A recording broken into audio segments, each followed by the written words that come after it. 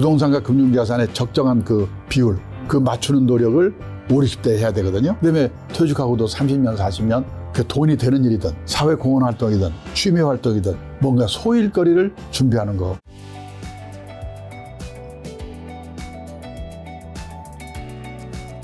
대표님 50년 동안 어떻게 보면 직장 생활 바깥에서 이제 어쨌든 뭔가 일을 한다라는 게 네. 상당히 긴 기간이잖아요. 그렇죠. 보통 그렇게 오래 일하고 싶어도 못 일하는 분들도 꽤 많단 말이죠. 네. 본격적으로 들어가기 전에 우리가 또 노후 준비에서 정말 중요한 것 중에 하나가 재취업이라든가 네. 일을 해야 되는 것들도 있잖아요. 그 오랫동안 계속해서 일을 할 수 있는 뭔가 비결 같은 건 뭘까요? 그러니까 이제 나의 그 자산이라고 하면은 보통 실물 자산, 부동산이 있잖아요. 네. 그다음에 이제 금융자산, 그렇죠. 뭐 주식현금 이런 것들이 있는데 네. 더 저는 중요한 게 인적 자산이라고 그럴까, 인적 자본이라고 보통 그러죠. 네. 일을 하는 게 참 저는 더 중요하지 않나 그런 생각을 했고, 그걸 좀 제가 주니어 시절에 일본에서 연수도 받고 근무를 하면서 어떻게 하면 늦게까지 오래 일을 할 수 있을까 좀 신경을 쓰고 준비를 했던 게 좀 도움이 많이 된 것 같습니다. 준비라고 한다면 뭔가 전문성과 우선 그 저의 컨텐츠를 만드는 게 참 중요한 것 같고, 그 다음에 또 마침 제가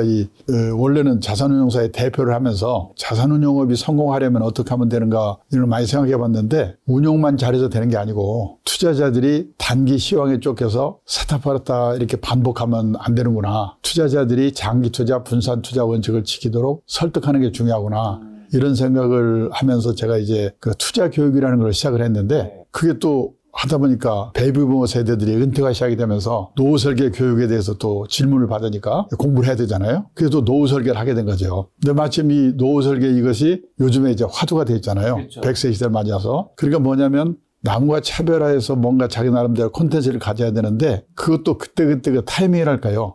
시에 맞는 게 참 중요하구나 하는 생각이 드는데, 저도 뭐 생각을 한 건 아닌데 우연히일지도 모르겠는데 마침 많은 분들이 노후에 대해서 걱정을 하니까 제 글을 읽어주고 제 강의를 들어주고 그러기 때문에 지금까지 일을 할 수 있는 것 같습니다. 어떻게 보면 전문성 영양 콘텐츠와 그거와의 또 시대와의 시의성 같은 것들, 네. 그리고 인적 네트워크도 그렇죠. 또 하나 중요한 거는 보니까 사람들이 되게 이제 장점만 살리려고 그러잖아요. 근데 보니까 이 단점은 가려지고 장점은 이렇게 살리는 그런 환경을 만나는 것도 참 중요한 것 같아요. 제가 지금까지 보니까 예를 들어서 제가 사장을 해도 구조조정해야 하는 회사에 사장을 했더라면 뭐 몇 개월 만에 잘렸을 것 같거든요. 근데 제가 이제 항상 새로 만드는 일을 가서 하다 보니까 뭔가 앞으로 희망을 이야기하고 뭐 꿈을 이야기하고 그러는 것이 도움이 됐는데, 사실은 구조조정해야 될 회사에 가서 사장을 하게 되면 역할이 다르잖아요. 근데 그런 역할은 저라면 못했을 것 같은데, 그런 것도 좀 제 장점이 살고 단점이 가려지는 환경을 만난 것도 큰 도움이 된 것 같습니다. 아무래도 이제 대표님은 이제 노후 준비, 노후 설계 전문가시니까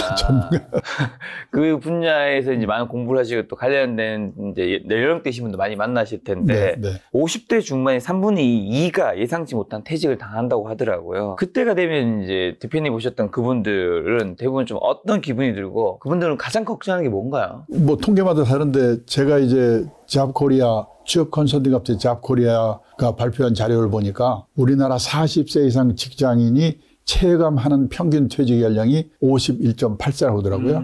그러면은 되게 우리나라 직장 생활을 20대 후반에 20한 6, 7세 빠르도 어떤 사람은 한 30세에 시작하잖아요. 그러니까 20몇 년 하고 퇴직을 하게 되니까 우선 노후 자금이 마련을 제대로 못하고 퇴직을 하는 거죠. 그렇죠. 충분히 못하는 거. 그게 이제 사람들이 제일 황당해야 한달까? 노후 자금을 어떻게 하지? 20몇 년밖에 일을 못했기 때문에. 또 그렇다고 연금 준비도 잘 안 됐고. 이제 그런 거를 제일 힘들어 하는 것 같고요. 두 번째는 100살까지 살아야 되는데 도대체 뭐 먹고 사는 건 그럭저럭 해결이 되더라도, 지금 제 친구들도 보면은 제가 금년에 77세인데요. 직장생활 그럭저럭 한 사람들은 먹고 사는 문제는 해결이 되는데 제일 힘들어하는 게 뭐냐면 역할이 없는 거, 갈 데가 없는 것을 너무나 힘들어하거든요. 그렇죠. 일이 없는 거죠. 그렇죠. 시간이 너무 길어버리는 거죠. 그러니까 그 두 가지, 우선 노후 생활비가 부족한 거가 가장 큰 어려움이고, 두 번째는 그게 있다고 하더라도 뭘 하고 살 건가를 사람들이 힘들어하는 것 같습니다. 자, 그러면 노후 자금과 그 다음에 역할, 일이 정말 중요하다는 걸 알게 되었고요. 대표적으로 노후 망치는 대표적인 사람들이 착각은 좀 뭘까요? 그래서 사람들이 내가 노후에 몇 억 있으면 노후 준비가 될까? 그렇죠. 노후 자금이 얼마 있으면 될까? 이런 것들을 많이 생각하는데, 그거보다도 뭐냐면 지금 저한테 질문하셨는데 노후를 망친다고 그럴까요? 그 생애 설계의 그 착각이랄까 그게 있는데 첫째는 뭐냐면 인생에 80 이후는 없는 걸로 알고 있다. 그래서 뭔가 계획을 세우면서도 보면은 80 이후에 대해서 생각하는 분들이 많지 않거든요.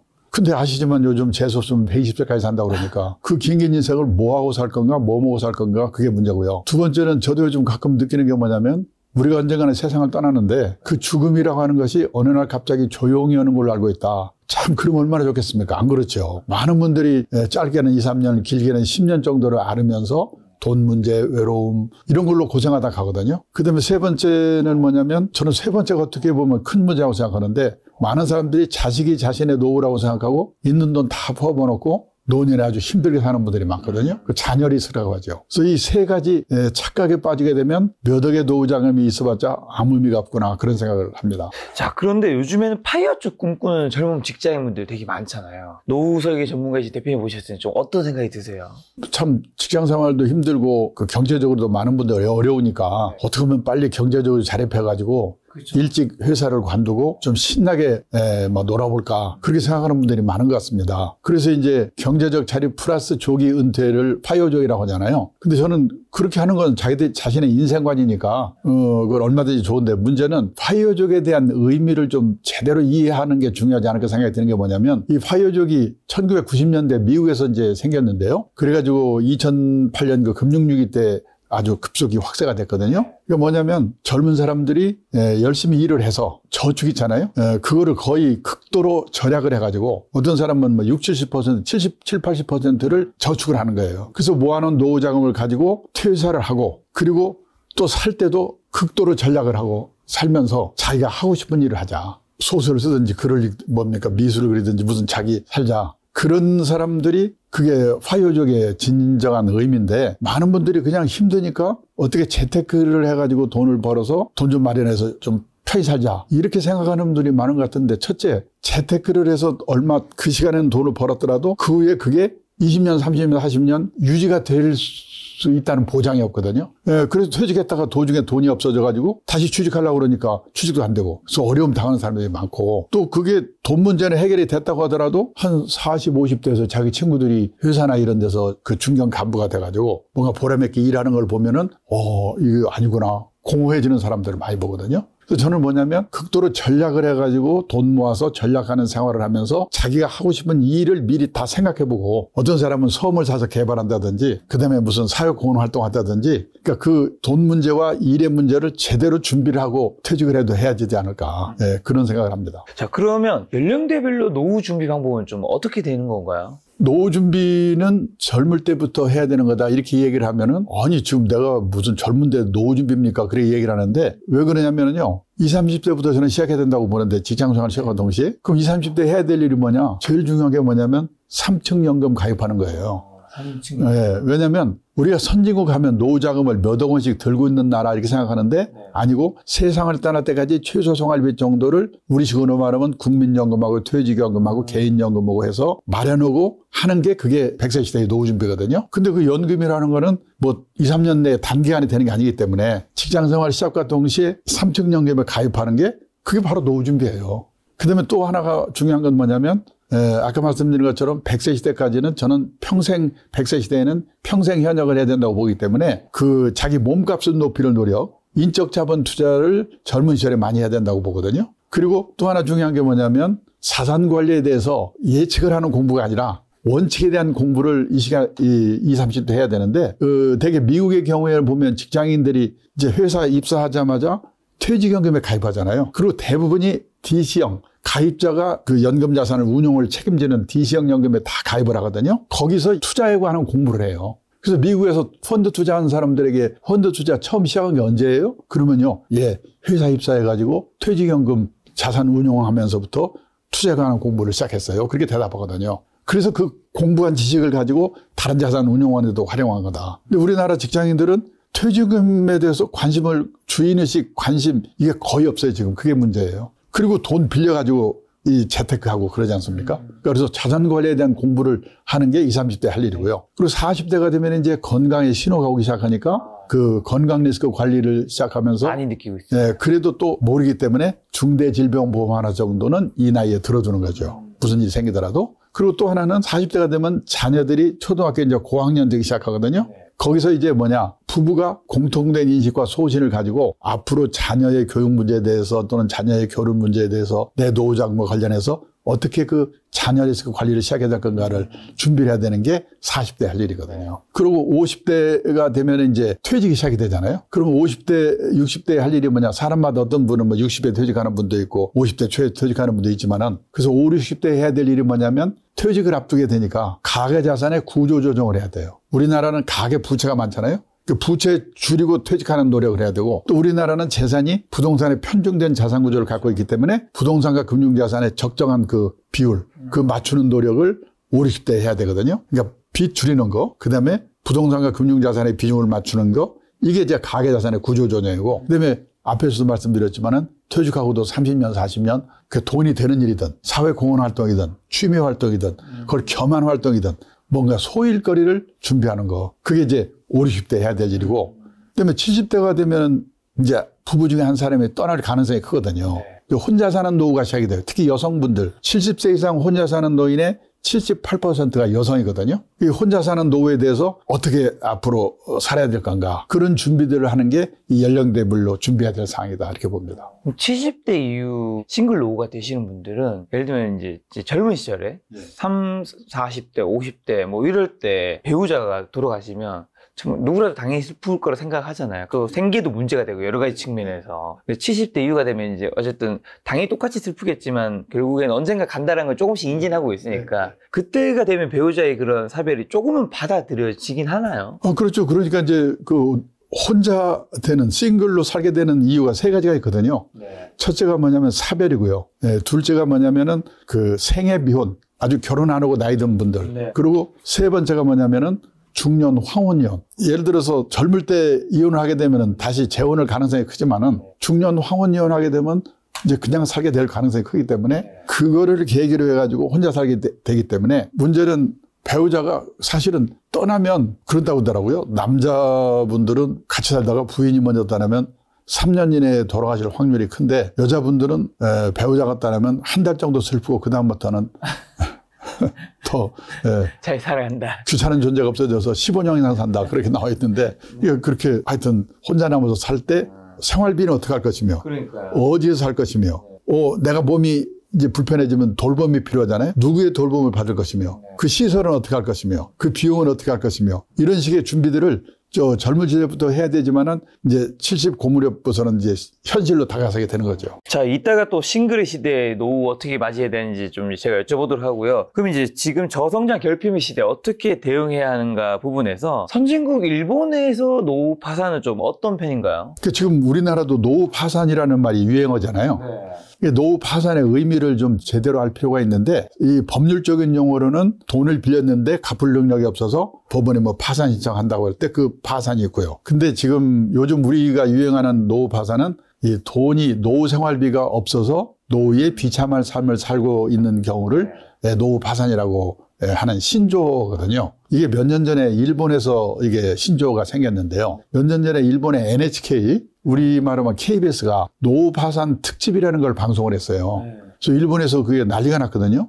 근데 그게 책으로 돼가지고 우리나라에도 번역이 돼서 출판이 됐죠, 몇 년 전에. 그래서 이제 우리나라에서도 노후 파산에 대해서 사람들이 심각하게 생각을 하는데, 저는 그 1980년대 일본에서 근무를 했기 때문에 일본 사정을 잘 안다고 생각했어요. 일본은 노인들한테는 천국인 나라다, 이런 생각을 했습니다. 왜냐하면 일본의 노인들은 고성장기에 직장 생활을 했기 때문에 60살까지 잘릴 명 없습니다. 그리고 고성장기에는 우리도 그랬지만은 돈을 빌려서라도 땅 사고 집 사고 주식 사고 사면 올라가거든요. 재산을 모을 수가 있었어요. 그리고 일본은 우리보다 연금 제도가 일찍 도입이 됐기 때문에 웬만한 직장인이면, 우리식으로 말하면 국민연금하고 퇴직연금 두 개만 합치면요, 선생님이나 공무원이 아니더라도 보통의 직장인도 월 200만 원 정도는 다 받는데요. 근데요, 제가 놀란 게 뭐냐면 그 일본의 65세 이상 노인 중에서 혼자 사는 노인, 사별하거나 이혼하고 자식도로 안 사는 독거 노인이 몇 년 전 그때 630만 명이었는데 그중에 200만 명 정도가 노후 파산으로 비참한 삶을 살고 있다, 그러는 거예요. 깜짝 놀랐어요. 왜 그러냐? 퇴직연금 제도가 있는 회사에 다닌 사람은 괜찮은데 자영업을 한 분들, 농업종사자, 중소기업에서 퇴직연금제도 없는 회사 다닌 사람들. 그런 사람은 있는 게 뭐냐면 우리식으로 말하면 기초연금 하나 정도거든요. 근데 기초연금 금액이 우리보다는 일본이 많은데요. 최고 금액이 1인당 65만 원 정도예요. 부부가 같이 있을 때는 둘이 합치면 130만 원. 일도 좀 하고 그러면 사는데 사별하거나 이혼하고 나면 65만 원밖에 안 되니까 어떤 사람은 한 달 식비를요. 우리 돈으로 10만 원으로 해결한대요. 편의점에 가서 삼각 김밥 하나 사 먹고 끝내는 거예요. 선진국인데. 그러다가 60이나 70이 돼가지고 몸이 아프기 시작하면 노후 파산이 되는데 그런 사람이 당시에 200만 명이 나오더라고요. 그럼 제가 그때 생각했어요. 그러면 일본 사람들은 집은 다 있을 텐데 집을 팔아서 살면 될 거 아니냐. 그때 일본의 주택보급률이 113.5%였거든요. 그때 우리나라 주택보급률은 104%였어요. 그러니까 웬만하면 일본 사람 집이 있는데 문제는 노후에 그 집이 믿을 수가 없는 거예요. 제 일본 동경 수도권에 살고 있는 친구가 하나 있는데 28평짜리 아파트에 살거든요. 그 사람들은 집을 크게 살지 않아요. 그 아파트를 1984년도에 우리 돈으로 계산해서 1억 2천만 원을 샀는데 그 쫙 올라가지고 일본 집값이 제일 비쌀 때가 언제냐면 1991년이에요. 버블의 막 마지막 3억 6천만 원 가지고 올랐어요.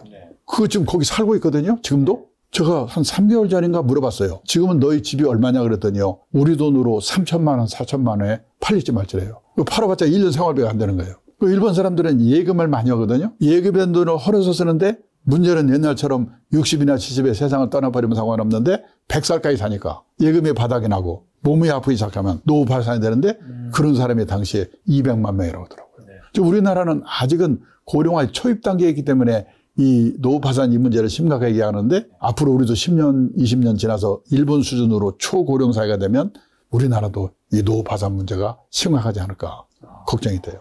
한국도 이제 위험할 수 있는 시작점이 와 있는 건데, 그럼 이제 저출산 자녀분들이 부모 세대를 지금 이제 부양할 수 있나요? 그렇죠. 어렵죠. 그러니까 뭐냐면, 예를 들어서요, 우리나라 보니까 출산율 통계가 시작된 게 1950년이에요, 우리가. 그전에는 출산율도 발표도 안 됐어요. 그래가지고 언제까지냐면 1977년까지 28년 동안에 2,700만 명을 낳더라고요. 거의 1년에 100만 명씩. 근데 요즘 작년에 0.72명이고 금년에 0.6명이잖아요. 그러니까 둘이 만나서 한 명도 안 낳는데 어떻게 그게 앞으로 젊은 세대가 분양을 할 수 있을까? 부양을. 그러니까 출산율이 여기 보면요. 6.5명, 뭐 5점 몇 명 이렇게 난 사람들을 0.7명 세대가 어떻게 부양을 합니까? 70년 만에. 그렇죠. 저는 뭐 그래서 이제 결국 노인 세대들은 어떻게 보면 각자 도생, 자기 노후는 자기가 책임질 수밖에 없다. 저출산에 또 이어서 문제가 이제 저성장인 건데 저성장 시대는 지금 어느 정도인 거죠, 지금?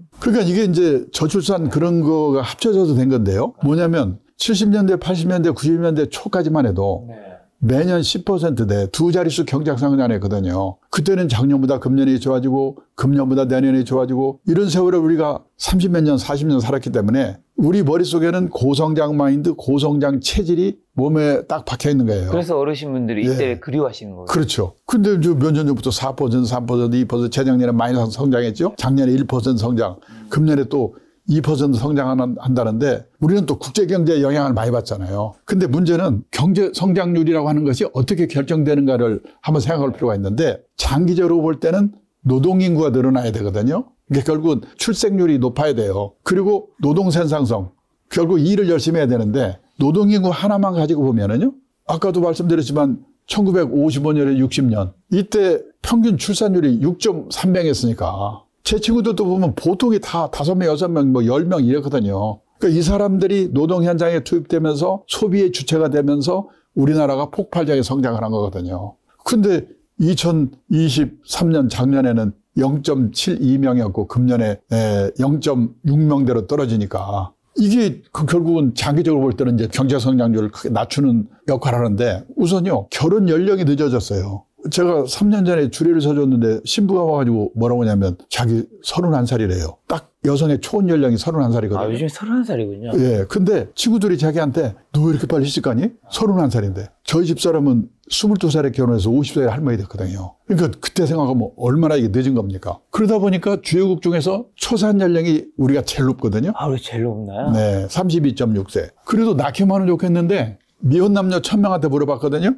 결혼해서 애 낳을래? 그랬더니 남자는 31%, 여자는 45%가 안 낳겠다는 안 낳겠다. 원인은 뭐 경제적 부담. 살기가 막막하고 그다음에 경력이 단절되고 뭐 나라에서 도움 안 주고 이게 다 아는 얘기잖아요. 근데 이거 네 가지 다 보면 이유가 다 조금씩 다르긴 한데 크게는 다 그냥 경제적인 거 같네요. 예를 들면 실효성 없는 출산 정책도 경제적인 얼마나 지원이 되고 뭐 이런 건 여러 가지 뭐 이런 거고 미래에 대한 막막함도 결국엔 경제적인 걸로 이어지는 거잖아요, 사실. 그러니까 예를 들어서 저희 세대 같은 경우에는 그때 농담을 그랬어요. 군대 갔다 오고 내복만 잘 빨아입고 살면 그 다음은 뭐 얼마든지 결혼해도 되고 애 낳아도 된다고 그랬는데 지금은 애 낳으면은 어디서 살지 이것부터 생각하잖아요. 그러니까 뭐 여러 가지가 지금 있는데 이게 하루아침에 바뀌어질 가능성이 없잖아요. 그러니까 이대로 가면은 2035년이 되면 우리나라 여성 3명 중 1명이 65세 이상 할머니 대우가 된다는 거거든요.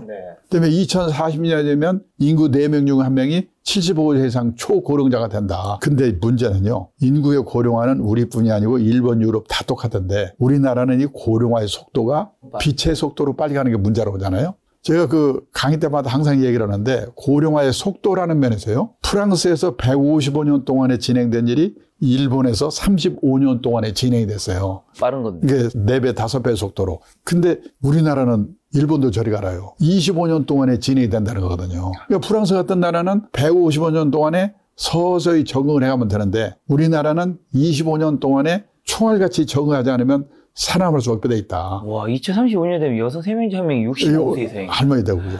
저는 그 뭐냐면 고령화가 문제가 아니고 적응할 기간이 없이 빛의 속도로 빨리 가는 게 문제이기 때문에 그래서 뭐냐면 우리가 고성장 마인드, 고성장 체질을 빨리 벌려야 되는데 예를 들어서요. 일에 관한 생각, 주택에 관한 생각, 애들 결혼에 관한 생각, 애들 교육에 관한 생각, 그리고 내 노후에 관한 생각. 이 생각들을 180도 빨리빨리 바꿔야 된다. 저는 예를 드는 것 중에 하나가 예를 들어서요. 조상님들 산소 쓰는 장묘 문화 있잖아요.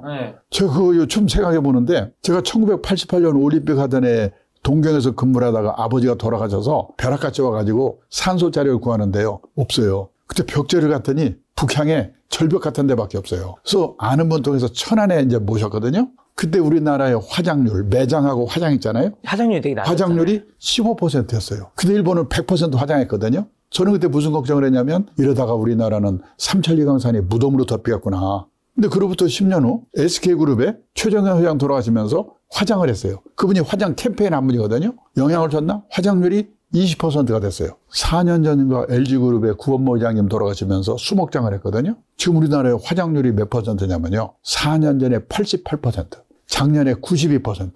지금은 그 자기 산소짜리 사둔 것도 들어가려고 사뒀던 거 있잖아요. 팔아가지고 수목장으로 바꾸려고 그래도 안 팔린대요. 뭐가 없냐? 화장터가 없어가지고 4일장, 5일장 한다고 난리잖아요. 근데 지금 일본은 더 난리예요. 왜냐하면 이 수명이 늘어날 때는 잘 안 돌아가시거든요. 근데 어느 한계에 도달하면 한꺼번에 돌아가시는 거예요. 그래서 일본을 지금 뭐라고 하냐면 죽음이 많은 사회, 다사사회라고 그래요. 근데 일본도 화장터가 혐오처리하고 짓질 않았어요. 병원에서는 시집 갖고 나가라지. 화장터는 없지. 집에 갖다 놓을 수 없지. 요즘 일본에서 유행하는 게 뭐냐면요. 시신 보관 호텔이 유행이래요. 그 세상이 이렇게 바뀌는 거예요. 그래서 뭐냐면 그 고성장 시대의 그 고성장 마인드, 고성장 체질을 빨리 바꿔야 된다. 일에 관한 생각, 주택에 관한 생각, 애들 교육에 관한 생각, 애들 결혼에 관한 생각, 내 노후에 관한 생각. 이런 생각들을 180도 바꿔야 된다. 그래서 저는 그중에서 특히 가정경제 측면에서 빨리 바꿔야 될 게 뭐냐면 절약이라고 얘기하거든요. 그 제가 강의할 때 절약 이런 얘기하면요. 얼굴이 딱 보여요. 힘세는 표정이에요. 오늘 재테크 강조하니까 뭐 종목이나 하나 기발한 거 찍어줄까 하고 왔더니 겨우 절약하라고 그러고. 절약? 예. 우리 아빠한테도 많이 엄마한테 들은 얘기인데. 예. 내 유치원 때부터 들은 얘기인데. 근데 우리가 지금 알아야 될 게 뭐냐면 지난 30년, 40년 동안 세계의 역사에 없는 특별한 시대, 고성장 시대를 살았기 때문에 우리는 아낀다고 생각하고 우리는 절약한다고 생각하는데 미국, 일본 선진국 사람들이 우리를 보면은 너무나 낭비 요인, 거품 요인이 많다는 거예요. 필요 없는 자동차. 재미 교포가요, 성공해가지고 서울에 사장 발령받아서 몇 달을 사더니 뭐라고 하냐면 서울에 와서 몇 개월을 살아보니까 서울처럼 대중교통이 발달된 도시가 세계에서 몇 개 없다 이거예요. 근데 1km 가면서 자동차 끌고 가더라 이거죠. 그 사람들 눈에는 참 이상한 거예요. 필요 없는 자동차, 교육비, 결혼비용, 경조사, 이거 작심하고 아끼지 않고는 노후 준비가 안 되게 돼 있다. 그래서 저는 조선일보 이 기사를 지금도 굉장히 보관해두고 가서 읽어주고 있거든요. 결핍의 시대 대비해 어떤 무기 준비하나요? 결핍은 있어야 할 것이 없어지거나 모자란 상황을 말합니다. 고도성장 시대에는 이 있어야 할 것의 기준이 높아도 괜찮았습니다. 성취할 기회가 많았으니까요. 하지만 성취의 기회가 적고 평준화하는 저성장 시대에는 있어야 할 것의 기준이 높을수록 좌절하고 불행해질 확률이 높아집니다. 그래서 요즘 생각이 있는 부모들은 다른 것보다도 자기 애들에게 결핍에 적응하는 방식을 가르치고 있다는 거예요. 실제로 제가 얼마 전에 어느 모임에 갔더니요. 유명한 교수님이 제 옆에 있는데 외동딸이래요. 그의 봄에 대학을 졸업했는데 그때까지 취업을 못했답니다. 괜찮은 대학 나왔고 유명한 교수가 한 번만 부탁하면 안 될 것도 없는데 안 한대요. 재수해서라도 네 힘으로 들어가라. 결핍에 적응하는 방식을 가르치기 위해서. 자기 딸이 용돈이 구한 같은데 자기 돈 있거든요. 주고 싶은 마음이 꿀뚝 같은데 참는데요. 결핍에 적응하는 방식을 가르치기 위해서. 그러니까 우리가 그걸 안 했기 때문에 지금 우리 애들이 장난이 아니거든요. 한 달에 10만 원 쓴 사람이 9만 원을 쓰게 되면 10% 절약하거든요. 고성장 고금리 시대에는요. 그러니까 주식 사서 부동산 사서 10% 수익 내면 되는 거지 뭐. 다 그런 생각을 했거든요. 근데 이게 저성장 저금리 시대에는 자기 뜻대로 되는 게 아니거든요. 근데 절약은 하기에 따라서는 자기 의지대로 될 수가 있다는 거예요. 실제로 제가 10몇 년 전에 일본에 책방에 가니까요. 절약에 관한 책들이 쫙 깔려 있는 거예요. 그때만 해도 신경이 나게 돈 버는 책을 놓고 쪼잔하게 무슨 절약이야? 근데 지금 우리나라 서점에도 여자의 습관, 우아하게 가난해지는 법, 120만 원 더 살아보기 이런 책이 쫙 깔려 있어요.